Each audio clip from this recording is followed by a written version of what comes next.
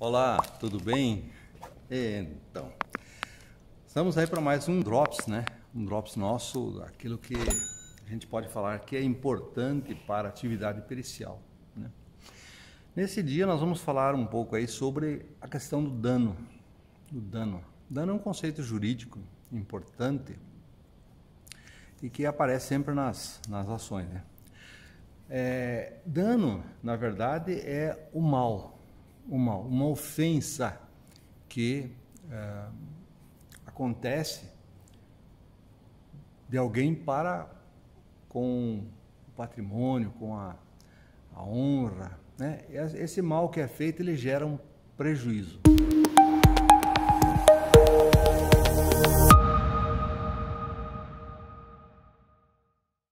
Então veja que dano, ele difere, ele não é o prejuízo em si. O dano é aquilo que origina, é o mal em si, aquilo que a ação danosa realiza. E ela tem consequências, né? E essa consequência vai ser o prejuízo, né? Aquela perda que a pessoa que sofreu o dano tem. Isso significa que também as ações que falam sobre o dano, elas vão se basear na ressarcibilidade, na capacidade daquele dano ser ressarcido, do prejuízo ser ressarcido, né? Então, as ações que trabalham o dano são aquelas que fazem os pedidos de indenização, pedidos indenizatórios, né? Ou de restituição daquilo que se perdeu. Como essa palavra dano, ela é uma palavra que comporta diversas qualificações para que ela se torne mais precisa, a gente vai poder ouvir falar de, por exemplo, dano direto, ou então dano contratual, aquele dano que surge, que se manifesta aí por conta de um contrato, ou dano ex delicto, quer dizer, uma ação penal, por exemplo, uma ação ilícita, ex delito, que aparece por conta de um delito, ela pode se converter num prejuízo a alguém, ou então algum patrimônio definido, né? Ou então o dano também pode ser considerado iminente, né? O dano iminente, ou o dano irreparável, ou também o dano moral, né? Veja, todas essas expressões tratam de qualificar, de especificar o tipo, o modo, a forma como o dano acontece, né? E também as questões relativas à sua ressarcibilidade, né? Ou a capacidade de não ser reparável mais o dano.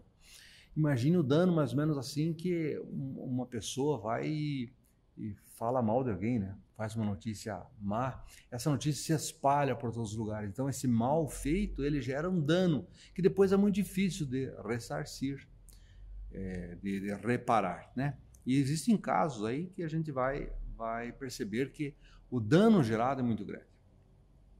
Então veja lá, do dano mal ocorrido, você tem a noção de dano emergente, que é aquele que emerge, aquele que vem à tona por conta do mal realizado. Uma pessoa vem e bateu no paralama do teu carro, né? Amassou o paralama, estragou o paralama. O que é o dano emergente? É o quanto custa para arrumar aquele paralama. Então veja, o dano emergente é um dano positivo que pode ser visto, que pode ser mensurado, é um dano contábil. Você vai lá numa empresa um concessionário, então uma empresa que faz reparos, né? E você vai pedir um orçamento para o conserto, para a reparação daquele dano que foi perpetrado. Então, quando você tem o orçamento, né, você tem ali a emergência positiva do mal sofrido, né? Então, como é que se faz um cálculo de dano emergente? O cálculo de dano emergente é um cálculo positivo. As informações do dano têm que estar positivadas, têm que estar trazidas aos autos, né? E aqui perceba bem, é necessário que não apenas a informação seja positiva, seja trazida aos autos, mas que haja nexo causal entre o mal perpetrado e o que está aparente, aquilo que é emergente. Por exemplo, bateram no seu paralama, no seu carro, né? E o paralama estragou, mas aí você percebe que está um problema na bucha dianteira. E você vai querer trocar a bucha, mas precisa ver se o mal que foi foi produzido contra você, que levou a batida, se a causa da bucha estar ruim é derivada desse mal, né? Se não tiver relação essa bucha com o dano sofrido, então não existe nexo causal ali, suficiente para que esse dano da bucha seja reparado por conta desse dano originário. Mas às vezes as pessoas, quando sofrem, por exemplo, um acidente, é muito comum que as pessoas queiram incluir diversos itens ali para serem reparados, né? Junto por conta desse dano, esse mal que tenham sofrido. Uma natureza humana meio complicada, né? Então a pessoa vai, encosta na tua moto caiu e a tua moto sofreu um prejuízo do lado direito, mas se tem problemas do lado esquerdo, você quer incluir, né, no pagamento da reparação. Então, preste bem atenção, o nexo causal precisa estar demonstrado suficientemente nos autos, sob pena de não ser reconhecido. Então, o mal perpetrado precisa ter conexão com aquilo que se está pedindo de reparação, né? Bom, dano emergente é o dano que emerge, o dano positivo, o dano contábil, o dano que pode ser demonstrado e é visivelmente operacionalizado positivamente.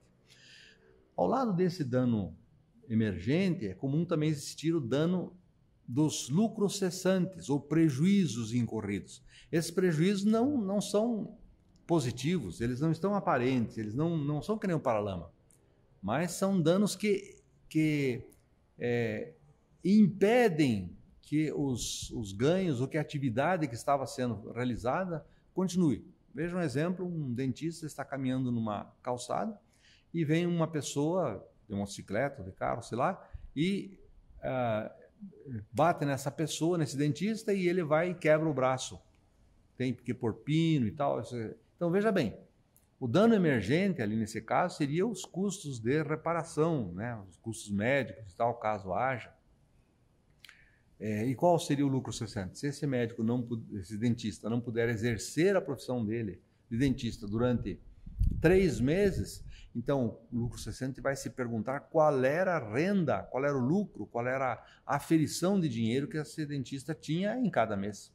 Se for vamos supor, se num mês ele tinha 20 mil de receita e não pôde trabalhar durante 3 meses, ele haveria de receber, a título de lucro cessante, 60 mil. Veja, o lucro cessante, então, é dano negativo. Ele não é contabilizado. Você não pode evidenciar isso como reparação de dano. Ele é o que deixou de ganhar, né? Então, aí você veja bem no lucro cessante também, você vai pagar o líquido. Vamos supor que esse dentista tem um seguro. E o seguro vai pagar para ele, por exemplo, aí 10 mil por cada um desses meses. Qual que é a indenização por lucro cessante? É 10 mil e não 20. Né? Então, vai se pagar o valor líquido. A indenização se paga pelo valor líquido que a pessoa não consiga realizar mais. Né? Também aí se haveria de analisar, esse dentista ele recebe 20 mil, mas ele tem despesas de 7 mil. Então, como não vai se realizar mais as despesas da operacionalização do seu consultório durante 3 meses, também vai se reduzir, vai se descontar da indenização por lucro cessante aquilo que ele estaria pagando de qualquer forma, né? Então, lucro cessante é dano negativo, não contábil, é dano por projeção. Você tem que fazer o cálculo. Agora imagine essa situação para o caso de empresas, percebe? No caso de empresas e situações que vêm para o lucro cessante, ali é o típico cálculo em que se requer a presença do economista. Porque como não tem fatores contabilizados, né, o economista precisa fazer projeção, eventualmente, de lucros não realizados por um período de tempo considerável. 5 anos, por exemplo, que não se realiza lucro por conta de um mal perpetrado em algum momento por uma outra situação, né? Então, dano emergente, dano positivo, lucro cessante, dano negativo. O cálculo que se vai fazer para essas situações é diferente. Num primeiro caso, é um cálculo que se baseia naquilo que está positivado, e no segundo caso, é um cálculo que se faz por projeção, né? Dano emergente, lucro cessante. Matérias que acontecem no cotidiano da atividade pericial. Abraço.